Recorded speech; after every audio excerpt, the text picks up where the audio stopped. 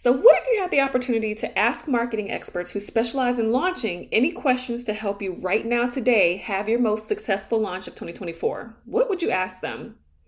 Well, I'm asking you this because, first of all, it's launch season. If you didn't know, as a service provider or a coach, high ticket, this is peak launch season for the entire year, and that runs between August and October. And then peak launch season for all the other low ticket, e commerce, product, and digital product business owners. That is the time to shine between November and December, is a huge, huge launch season for you. So basically, it's launch season for business right now. And if you're not thinking about how you're going to change up how you're approaching your launch, especially if you've been struggling with making sales, especially the sales that you're used to making in the past, then you really want to listen to this episode. I'm actually so excited to be a part of this collaborative partnership. So let's talk a little bit about what I had. So I had the opportunity to join a group of launch strategists, including, of course, yours truly. And you know, I've been doing launch strategy since the start of my business back in 2020. And also I did this in corporate. I had the chance to, in my career, since starting just my business, help service providers and coaches, dozens of them, to make well over $200,000 in their launches just from their services and only marketing organically. Now, I'm going to be joined in this episode that I'm going to share with you in just a minute here by a Facebook and Instagram manager, ads manager, a launch strategist, a launch copy coach, and of course, I am your resident coach and strategist for all things content and multi-channel marketing. So this will be the first of many episodes where I partner with, and in this case, of course, partner with, and sometimes interview marketing experts and entrepreneurs about marketing. But if you didn't know, again, this is the most lucrative time of the year. So to say you really need to be ready to get paid from now through the end of the year is just an understatement. For many, though, again, this year has been the lowest revenue year for many businesses. And so when Kwadwo, the host of The Art of Online Business, invited me to be on this episode of his show with two other dope launch strategists, I, of course, was like, hell yeah. This is going to be just one of the most unfiltered, unscripted discussions of what it's really like to truly launch services in 2024 from people who teach and strategize launches and ad campaigns for other people from many backgrounds, industries, and focuses.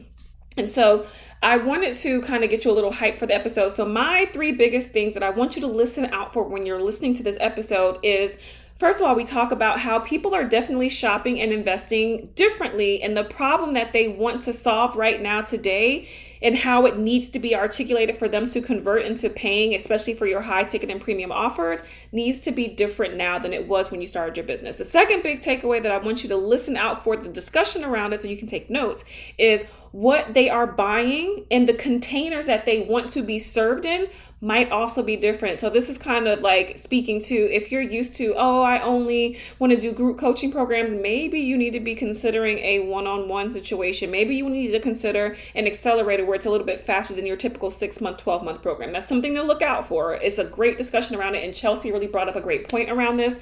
And the last thing that I want you to really listen out for is how we all had an agreement on the fact that you need to be open to adjusting and adapting how you show up and launch, not just for you and who you are now as a CEO, which you know I talked about in my 5-part series just a minute ago, which will be linked in the show notes, of course, but also to accommodate how people prefer to consume content and to be sold to now.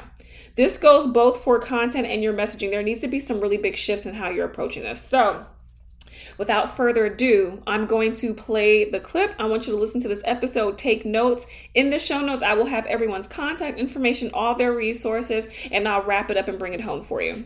Hi, I'm Latesha. I'm an 18-year marketing veteran who specializes in content strategy for service providers and coaches in online spaces. Hey everyone, I am Chelsea, known as the launch copy coach around these internet streets, and I am really supporting coaches and course creators in launching their programs with complete done-for-you support, so that the only thing on their launch to-do list is taking care of themselves and their community. Amazing. Hello, my name is Ashley Brasso. I am a launch strategist as well, and I work with coaches and creators, helping them to create live launches that convert and are able to bring in those extra revenue dollars. So I'm so excited to be chatting with these ladies to talk all about launching. It's going to be great. Ladies and one guy, my name's Kwadwo. I'm a Facebook and Instagram ad manager, and I basically help you get the best leads possible at the lowest lead cost possible so that you can have a successful launch or just a successful business fueled by a bunch of qualified leads? And so I'll lead us off with the first question that I would love for everybody to answer regarding launches, which is, in 2024, this year, what is the one thing that you've seen moving the needle, or the most needles, or the needle in the biggest, most impactful way for your clients and or people who are in your programs? Ooh, I'm happy to start. From a content perspective, one of the things that I specialize in is helping people adapt their marketing. And I feel like 2024 has been a really big year of being open to adapting how you're used to showing up, especially when it comes to content. I think people have gotten really stuck in the old ways of showing up, the old algorithms, the old way that things used to work. And when they don't work anymore, sometimes they get almost paralyzed from taking action or moving forward. And I'm trying to get people to see that a really big shift has been you have to be able to adjust and be open to different platforms maybe this year, or a different way of showing up, different way of being and putting yourself out there in your content. What do you mean adjust? Because I heard different platforms and I'm intrigued.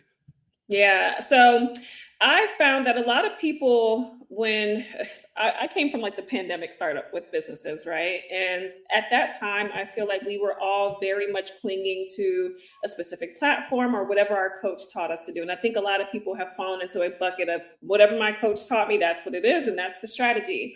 And if it worked, then that's what they kept doing. But when it stopped working, I feel like people almost didn't know what to do. So when I say adjust and adapt, it could be just, you know what, I don't think video was ever your thing. You probably should have been a writer, and you probably should have leaned more toward threads or blogging or something like that. Or maybe you should stick to Pinterest and, be behind the scenes. And yeah, that's kind of what I'm saying, is that I noticed that people either got stuck doing something that someone else taught them to do and they felt like there was no other way, and they were too afraid or didn't have the access to learn a different way, or they really were never in an area that actually worked best for them or was their best communication style. They just did it because that's what everyone else was doing. Latesha, I'd love to just add, I love that you're calling the elephant out in the room. Initially, what you're saying is the things that used to work in 2020 are no longer working. Can we just all acknowledge that launching this year has been different than the last 3 years, right? Show up rates are definitely lower. The consumption of content is lower. There has been a change where the way that people consume content or the way that they make buying decisions is not the same as it used to be. So when we continue to show up the way we've always done, and suddenly we're confused, this is no longer working. People are well, let's just do more of the same thing because that's all they've ever done. That's all they know how to do. There's people standing around being wait, what used to work isn't working anymore. So is launching dead? Is it still a thing? And so I think a lot of clients and online marketers are looking for the leaders, who is still making it work and what are they doing that's different than what I'm doing? And to your point, I think the first step is being open-minded to the pivot. Hey, you've been in business for 10 years or 5 years, however, and you always did it this way. If you're not willing to adjust, you're going to be left behind, right? So it's staying open-minded to what are the shifts then? What do we need to do differently this year? Absolutely. Yeah, I think that buying decision, the way that people are making decisions right now, the criteria that they're using to decide who I invest in, what kind of vehicle I invest in, and what result am I looking for, the ROI, all of those things, it's elevated to an extreme degree this year, especially when you compare 2020, 2021 to 2022, 2023, 2024, it's vastly different. And I've definitely been seeing the same thing, particularly when it comes to messaging. Yes. People have been saying the same thing in different ways, slightly different ways for the past several years, but you've got to find a new way to say what you have been saying, because what people are looking for now is not what they were looking for last year. And so that's the biggest sticking point for me and my clients on our end is how do we say what we need to say to help people make the best decision for them? Even if that decision is a no, even if it's not a right fit, how do we say what we need to say to help them make that decision. And that's been, and I don't know about you ladies and Kwadwo, I'd love to hear your thoughts on this too, but like on our end, a lot of that has been around reconnection with the audience. Like that's something that we're noticing that we really have to pay attention to this year. Is like tapping into the audience, connecting with them, hearing their feedback, their thoughts. Those surveys that are hiding in your Google Drive that you have not touched. Those things. That's what I'm finding on my end, but I'd love to hear what you all are seeing too. I'll share one really tactical thing that, Chelsea, what you said about those surveys in Google Drives.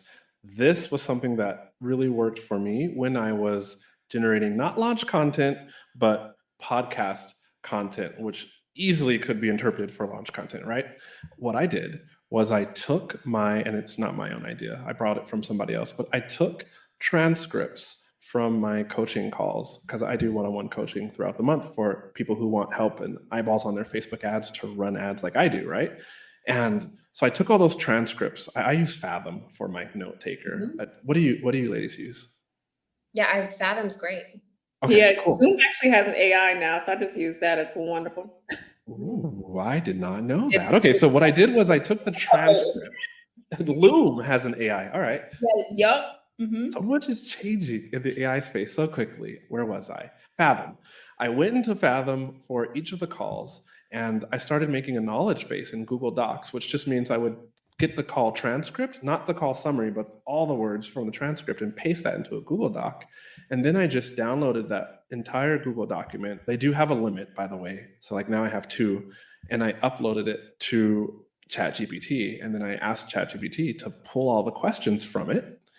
But then I gave it an extra layer to the direction, which was like, I told it to coach me on like the best kind of topics that people really need right now, help with right now, to get the questions out of there. But then I also told it the purpose of my podcast would be to give good value that results in the listener booking a discovery call with me. So I gave it a little like more context, and it did a great job of just sifting through all of the transcripts from my coaching calls and giving me good topics that aligned with all the kind of questions I was answering. So there's something really tactical, back to our main content, but that can be used for launch messaging, right?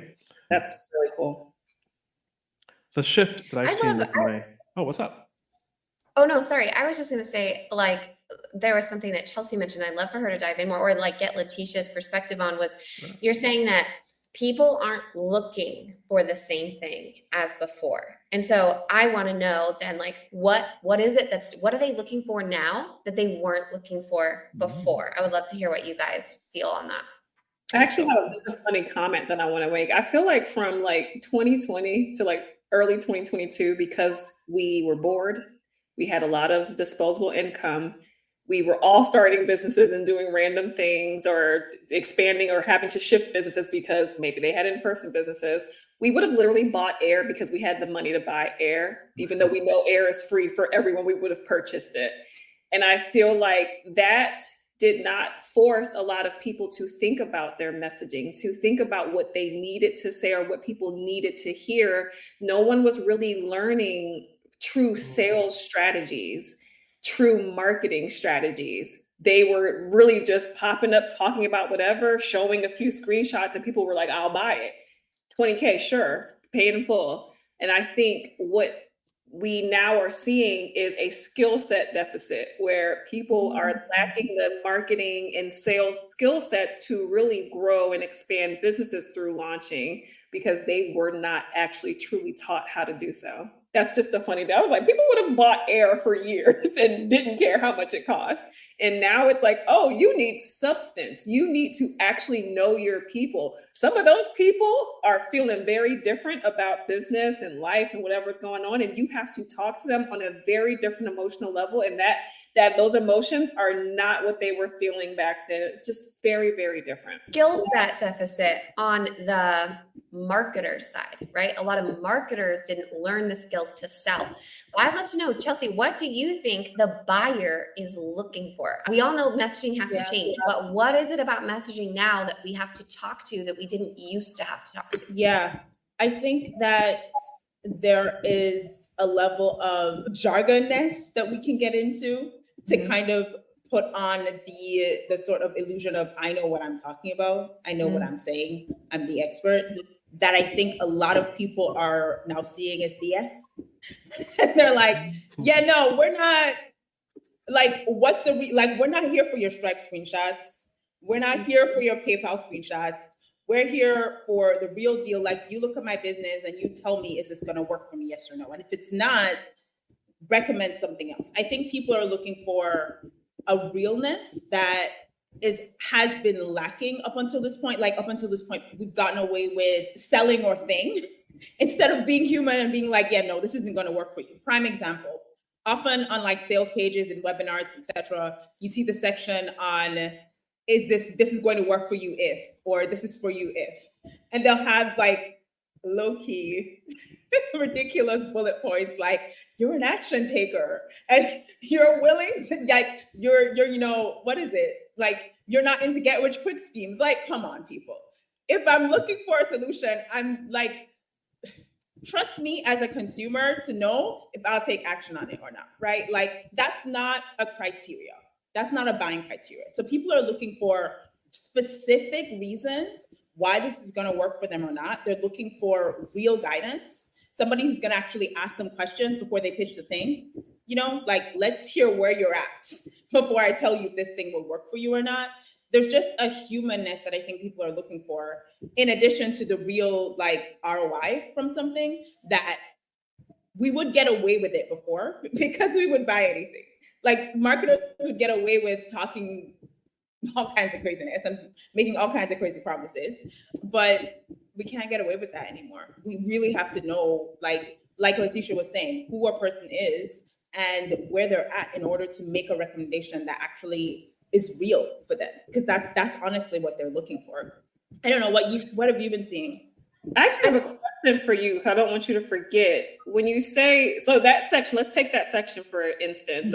What do you propose people, like, can you give a few examples of what would actually be real criteria? Because I'm like, you need to actually do this work. I shouldn't say that. Like, I shouldn't say you need to be the kind of person. Then please tell me what I should say, because that's on my page right now. I keep messaging. I'm ashamed. Me keep calling you out, Fred. I'm sorry. Exposed. No shame here. Just exposed. Exposed. No, so one of the ways that I like to think about this is, if you think back to the people who got the best results from your program, and you think at what stage in life were they in, what stage of business were they in, what resources and support did they have that enabled them to get those best results, those are the people you're calling out in that characteristic section. Like, so yes, they were action takers, but what enabled them to be an action taker, right? What was their time capacity like in their business that meant they had time or energy or support in order to do your program? So I might say something along the lines of, you have one VA for my offer, you have at least one VA, you have an evergreen funnel, you have a podcast, you're running Facebook ads. Like, this is the track record I have of helping these kinds of people. So I know when I tell you, you're going to get the best results from my offer if you have these 4 things. This is my track record. So it really is about track record more than it is around characteristics. Because I think what people want to see when they're looking for, will this work for me, is what kinds of people does she have in her program? Is it moms? Is it moms with toddlers or moms with grown kids? You know, like, am I actually going to get the best results if I come in here? And that is up to us to look at our trend line and see, okay, these are the people in my program. These are the resources they have. This is the stage of life they're in. This is why they will get the best results. And so I will call them out. And everybody else who's the opposite of that, it's not like I'm just telling you what I've gotten. So I'm telling you my track record of results. This is who I know will get the best results. So if this is you, come on in. Does that answer your question? I think there's 2 things to extract from there, Chelsea, where, first of all, I think people are looking for the tangible now.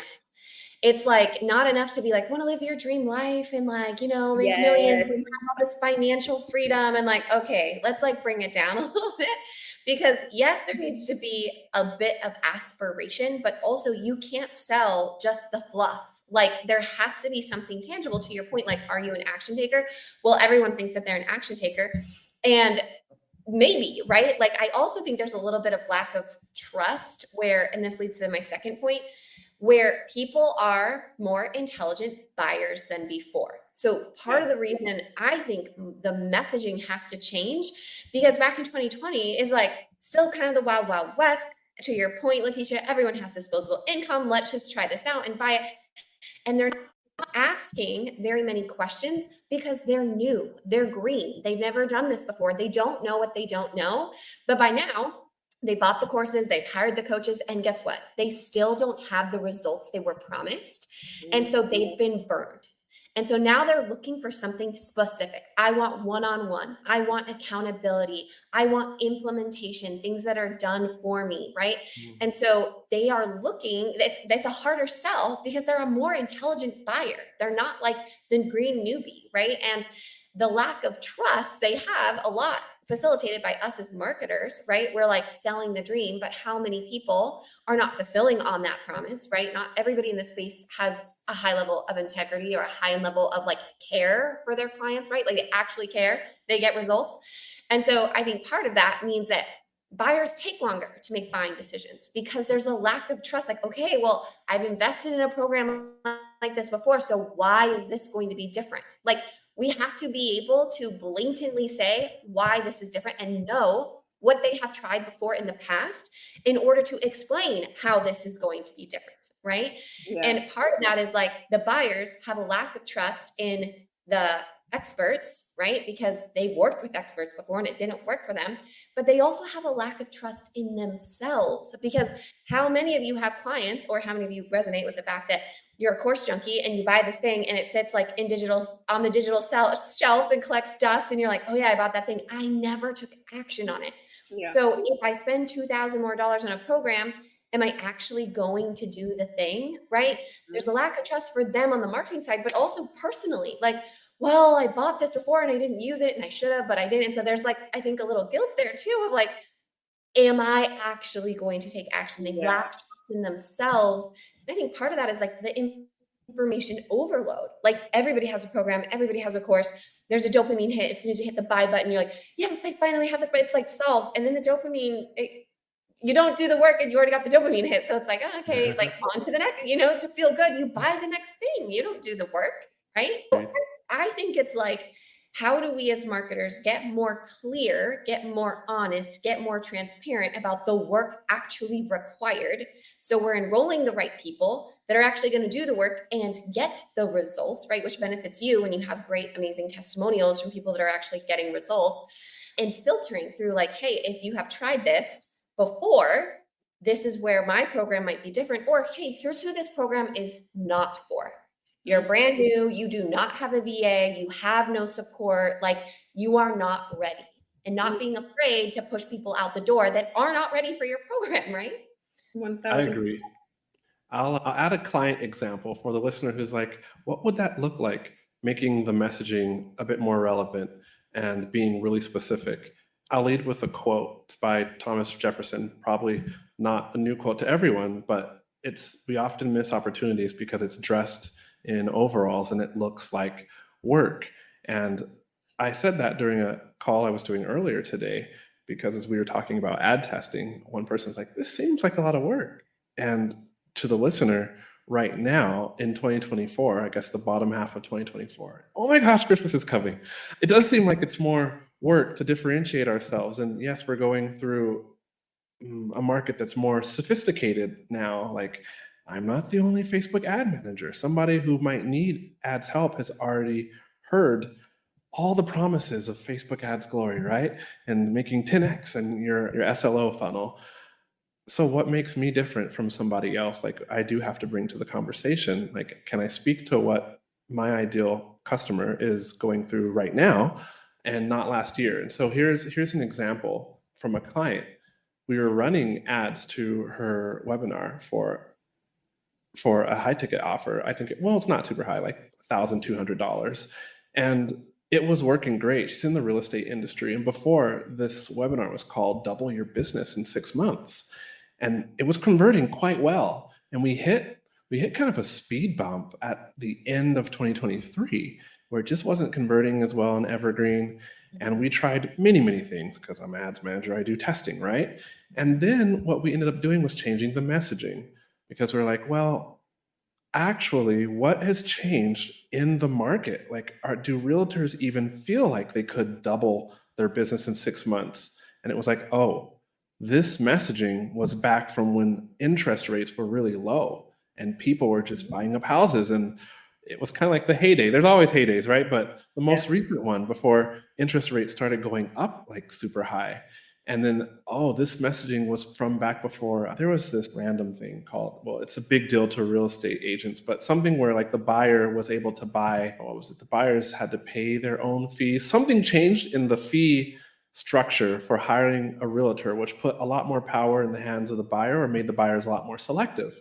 And so what we did was we changed, and it wasn't just me, it was a conversation that me and my client had, and then she also continued on the conversation with her business coach, but she ended up changing it from double your income in like 6 months to like the realtor roadmap. I'm looking at her page right now. Turn even the toughest market into your best sales year ever. And then the subheadline was, this strategy works even post an AR settlement. And that's like special speak to realtors, but that settlement really changed the game and made it a lot more difficult for realtors to do their thing. And so having that there let like a potential customer know that, okay, she knows her stuff, but she's speaking to the problems that I'm going through right now. And then what was a very realistic claim with screenshots and everything to back it up was brought down to what would be a realistic claim in this current market, not from before. And so that's a concrete example. In addition to, we had to change up her ads. And so instead of speaking to the situation that was happening before, now like we ended up testing a bunch of different ads where she would take topics that were going, let's say, that got a lot more views right now, topics that were having to do with, whatever law or bill that a president passed that changed like the game for real estate agents currently. Like she would talk about those topics in different ways.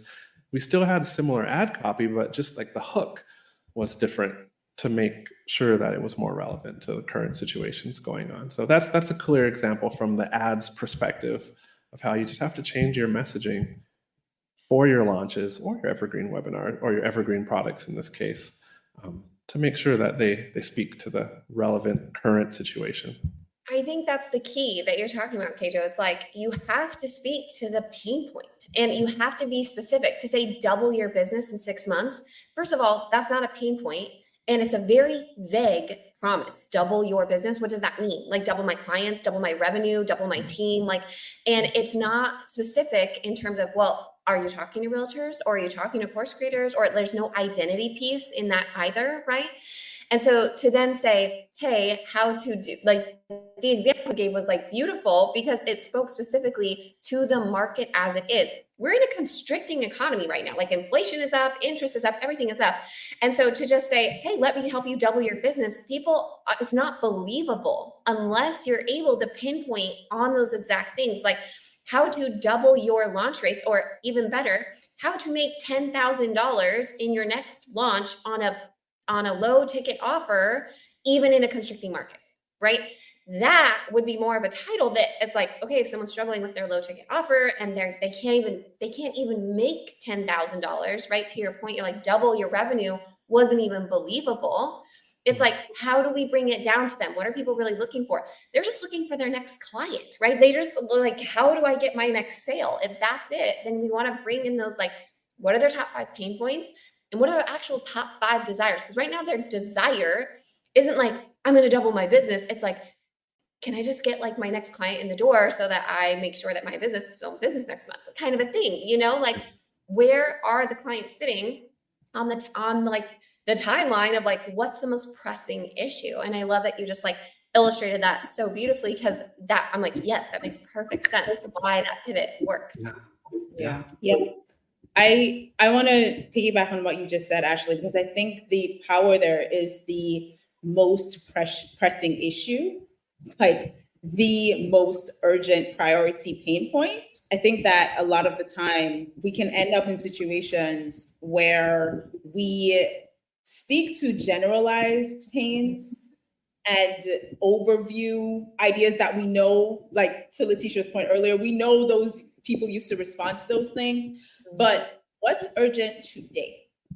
Like another way to think about this is the trigger moment that is causing your client to go look for help on Instagram or go Google something. Like what happened last night? What happened last week? What happened earlier this year? Like what changed? In the example that Kwadwo so beautifully gave, like the government would sign a new bill into effect and that changed the game, or the like rates that people now were hiring realtors at, they got some money back in their pocket, so they got some power back. Like that changed the game. There are trigger moments in your customer's journey of life that are causing them to now look at and decipher, okay, where can I get help?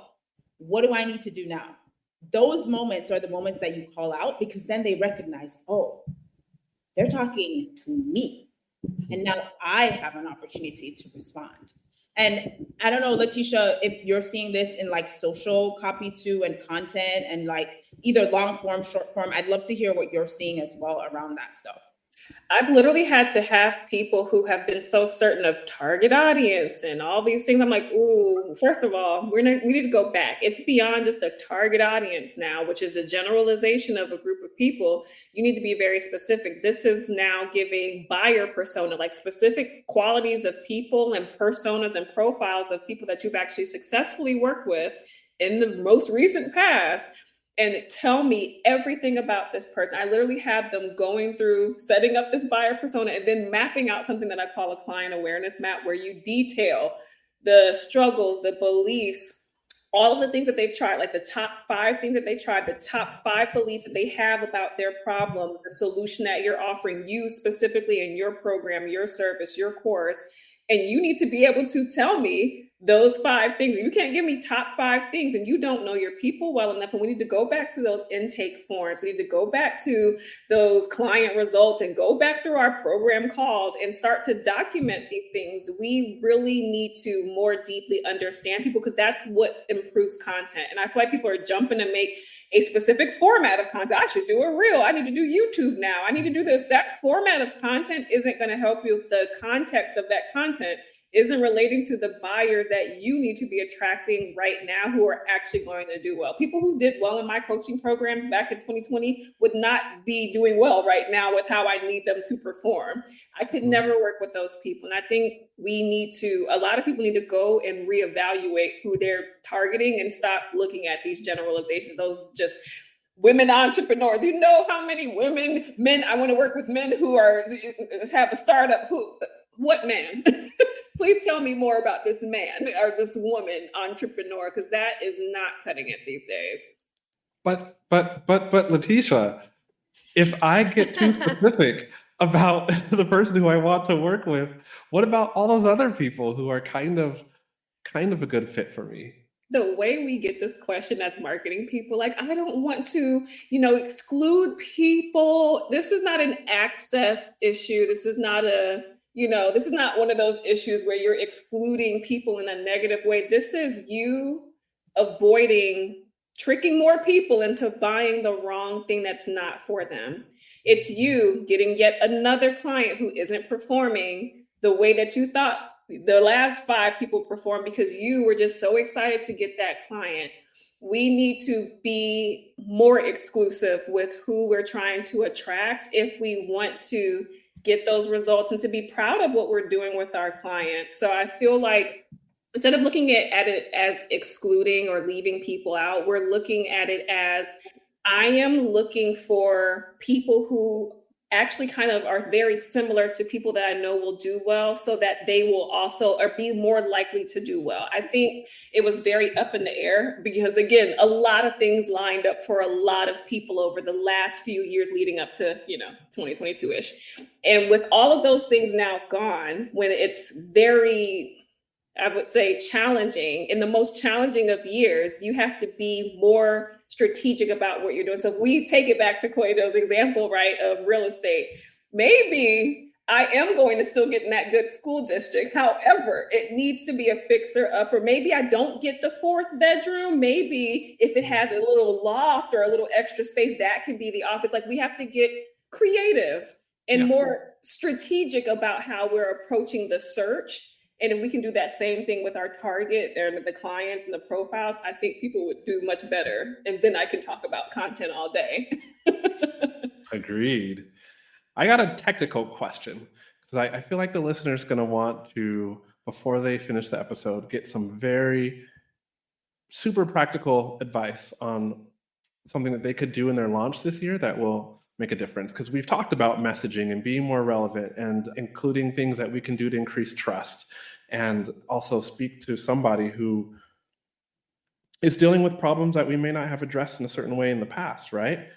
But what I really want to know, what's something practical that you've done with your clients or that you've seen your students do that has gotten better launch results right now in 2024? And before that, can each of you share quickly, and we'll link this up in the show notes below, but can each of you share like the best way for somebody to get to know more about you? Maybe you have something in the form of a lead magnet that they could download. Can you share about that? Sure. Starting with...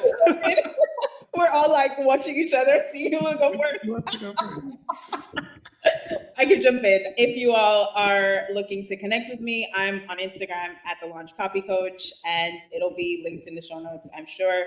And if you want to learn more about my clients, see what their launch funnels look like, see what their evergreen funnels look like, see what numbers they're pulling in, get inspired for your own launches, you can go ahead and download my case studies as well. And that'll be linked up in the show notes below. Ashley, you're next. Amazing. So just to answer that question, Keisha, to leave everybody with like, if there was like one thing that I would recommend to go and implement into your launch strategy, it would be later, not now. Not yet. Oh, not now. Oh, I thought Not you said yet. How can somebody work with you first or find out more? I was thinking the same thing. I was like, Chelsea didn't even follow directions because he asked for the tip first. I was going in sequential order. Page. I was like, Chelsea, don't listen. Okay, well, if you want to be friends, we can connect and be friends before, I give you my juicy tip. But you can find me on Instagram at Ashley Brasso, AShleyBrasso. And I do have a freebie. You can DM me the word plan, and I can send you my high ticket launch plan, which is a Trello board full of exactly every single task that you have to do in a timeline, including tips and videos to help you execute a high ticket launch campaign that I'm doing with my clients right now. So if you're just like overwhelmed with all the tasks, you don't know where to get started, this would be a great place to get started. And you can DM me on Instagram plan and I will send it your way. Very cool. Latesha. And you can find me primarily on Instagram. I'm her marketing coach there. And you can also find me. I have a podcast called the Revolutionary CEO Podcast. And one of the resources that I like to lead people to, I have two. One is called Lead Overflow. And same thing on Instagram. If you DM me the word overflow, I'll send it to you. It'll help you to figure out your best marketing and communication style right now, and then help you to get a more diverse marketing strategy to put your content out there. But I do have something that would actually help you create that client awareness map and build out your buyer personas the right way. And if you DM me just M like Mary, MMB, it's called the Marketing Momentum Blueprint. MMB, Mary, Bill. All right, cool. If you are running your Facebook ads and you want to avoid the most common mistakes that I see in people's accounts that I coach, then I got a lead magnet. It's tutorials, no fluff. And it's called The 7 Biggest Mistakes that online course creators make that burn through their hard-earned money. That will be linked up in the show notes and description below. And it's just me with Loom recording inside of Facebook ad accounts, showing you the mistakes and how to fix those so that you can get either lower cost per lead or lower cost per sale, as in get more leads or make more sales with your Facebook ads. And my Instagram link will also be linked up down there. So I'll lead with the practical advice that I've seen that's worked better for clients, and then you three can follow up as you choose, and then the episode will be done. But one specific thing I've seen for my clients is just testing during a launch. Come prepared. Like we've all heard, come prepared with multiple pieces of ad copy and multiple pieces of graphics, or Reels in this case. That's what's working better for my clients is Instagram Reels, vertical format video. But specifically for their launches to get better results, we've had to test more.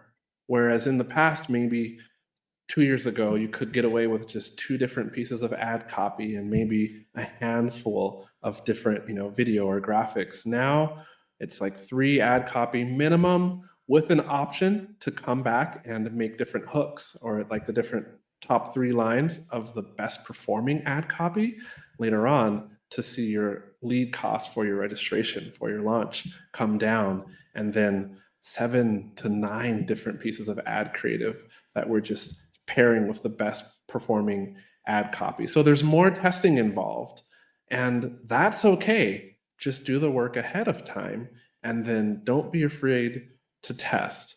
And it is worth it. I just want to give you encouragement, because testing sounds like work, and different ad copy variations and ad creative, images, graphics, reels sound like work, but it will get you a lower lead cost. And ultimately, because you've tested the different kind of messaging in those different formats, you'll land upon somebody who would be a better qualified lead for your launch or registrant for your launch than if you had not done the work. So that's a practical tip from what I'm seeing. I'll let you 3 share what you're seeing is working, and then we'll be done. Chelsea, why don't you start? We'll go in the same order as before. I was low-key like, I will not go first this time. Sorry for my directions that may not have been the most clear. That's why I gave us an example now of a very practical thing that's working in a launch. Chelsea. Oh my God. All right. Super simple. All of your ManyChat automations where you automatically register people for stuff. I love to give this tip because it's like really, you can implement it in 5 minutes. On the back end, add a question that says, hey, what's one question you wish I would answer in this upcoming masterclass or in this freebie or in this challenge, this whatever thing it is. Because trust me, the gold you will get. Word for word. I did this in a client's launch and I was shook at just the value that we got from that. And we even plugged in a bunch of that stuff into the webinar. And can I tell you how people responded when we said what we said based on what some other people said? We just copied the words. But it's such a powerful sneak peek into your client's brain, the questions they're asking, the things they're frustrated about, the things they feel like they deserve that they have not yet gotten because they're trying so hard and they're trying everything and it's not working. That question brings out the gold. That's awesome. That's really good. Talk about interaction. I actually exist. I responded to this thing, which I know is automated, and then I went to the webinar and it's like, that was my question. How much more likely am I to actually buy what you have to sell? Wow. Okay. I'm doing it immediately. That's amazing. I'm going to piggyback off that because my tip, Chelsea, is very connected to that, where I would say if there was one thing you could do to increase conversions on your launches, it is to incorporate more touch points with your audience before they get to the webinar, right? Before the launch. The launch is before the launch happens. Once the cart is open, there's only so many levers you can pull when you're save the launch, right? It's not going as we planned. A lot of the work has to be done upfront. And I would say being able to add, people want connection, right? It's the intimacy. It's the unscalable, unsexy strategies of personal reach outs or many chats where you're asking questions. Hey, what's one thing I could do? Having those one-on-one conversations. A specific example of this in one campaign I did with a client, we offered strategy calls before the launch. Free 20-minute strategy calls, nothing for sale. Sent it to the list and said, if you're struggling with X topic related to the topic of the launch, book your free 20-minute session here with our team, and we will help strategize you, give you a game plan. From there, the objective from the call was then to invite them to the live event. Hey, here's your strategies. By the way, we're hosting a whole workshop on this topic. I would love to invite you. Can I help you get signed up? And we'd sign them up on that call. And it was for free. They got so much out of that the trust was there. It increases our show up rates. And in the debrief, we could connect. I think it was 30% of our sales were connected to someone who had one of these calls. So is it scalable? No. Is it super sexy? No. It's going to take a lot of time. Yes. But to your point, Kwadwo, you're like, it requires work. You got to work. I'm like, yes, it requires work. Like the market is not always this like very easy place. And we just hope that people land in our inbox, right? Sometimes you got to go out and get the client. It's called outbound marketing, right? Like it's a thing. So if there's anything that I could say as far as like, what can you do to increase your conversions? It's like, build your relationships with your community in whatever that means for you. DM voice notes, Loom videos, free strategy calls, like whatever you can do to build that trust, because that's what's lacking in the market. It is lack of trust. So you've got to go to work to create that. I love that. And from a content strategy perspective, what I've seen work really well, especially for people who actually do the execution, so service providers and even coaches, is more transparency around what's actually happening behind the closed doors of what you're doing. So what's been really successful is I've been having my clients do a few different things. Either if you're a service provider that does something, then showing your process or walking through the thought process behind the strategy that you gave to someone and why that was something that worked for them. Hearing your thought process without you as a service provider trying to be a coach, you're not teaching them how to do or be you. You need to help them understand how you're coming up with these strategies based on people's situations. I even show like little behind the scenes or little clips from, if I have a marketing membership, and in there we have something called feedback loops where I give feedback on something. I show little clips of me giving someone feedback, and I'll say, this is what the question was, this is what they wanted me to review, and here's how I did it. Little clips of that from Q&A sessions. I'll post just me responding to someone's question. Those things work so well because if you're a coach, they see your teaching style. They see that you're capable of answering different things on the spot. If you're a service provider, they know that you are fully capable of doing things. They see the execution. They see that you know how to do different situations and handle different situations. If they can see that, they will buy so much faster, because I think so much of what was shared in marketing, and you guys probably know, is like, don't give away everything and don't tell them, don't let them in on your secret. Somebody might no, let them know who you are and what you can do, because you will be one of the few people who are transparent enough to share that, and they are going to buy from you because there's no question of whether or not they can trust you. They will immediately feel that trust. Stealing that for an upcoming email. Thank you, Fran. Well, it's time to say goodbye. I hope this has been a super valuable episode for all. And I can say for you ladies, hopefully we get to collab again. I thoroughly enjoyed learning, and I did learn some new things from each of you. Same. Well, thank you for having us. It was great. Wasn't that such a good episode? First of all, I want to know, if you're listening to this on Spotify or YouTube, make sure you go and ask any questions you want in the comments. Leave comments. I will answer everything you have, any question that you have about launching. Second thing is, every one of us who was on this episode is linked inside the show notes. So make sure you connect with everyone, follow, support, share this episode, and tell us what you enjoyed the most by tagging everyone in the social channels that you use. The next thing is, I already shared that this is launch season at the very beginning of this episode. And if you feel ill prepared for launch season and you are prepared and want, or at least want to be prepared, and if you want to be prepared to book out your retainer services, your group program, your VIP days for the quarter or the next couple of quarters, your big projects, this is the time to not only get prepared, but to actually do it. And I am hosting a 6-week accelerator coming up starting on September the 12th inside of Revolutionary Society, where I am helping everyone to not only get prepared, but to take care of and execute their launches. So many of my clients over the years have grossed well over $200,000 just from launches using organic content only. And I want you to know that just because you are a service provider who does retainer services only does not mean that you are exempt from launching. This is launch season for all of the service providers. And I want to make sure that you book your shit out this season. So make sure you go to revolutionarysociety.com to check that out and to get registered in time, because we're also having a sales challenge month, because I know what it is. It's time to make that money. And it ain't just about prepping for a launch and getting started. It's about actually making the money from the launches as well. I can't wait to see you all succeed this launch season, and I can't wait to celebrate your wins, and I hope to see you in the next episode. If you enjoyed this episode, subscribe to the Revolutionary CEO podcast on your favorite podcast listening platform and leave a review to let me know the moments you enjoyed most. Spotify users and YouTubers, leave me a comment with your biggest takeaway or questions from the episode. And be sure to connect with me on Instagram, YouTube, or Threads. I'm always at Her Marketing Coach. Talk to you next week.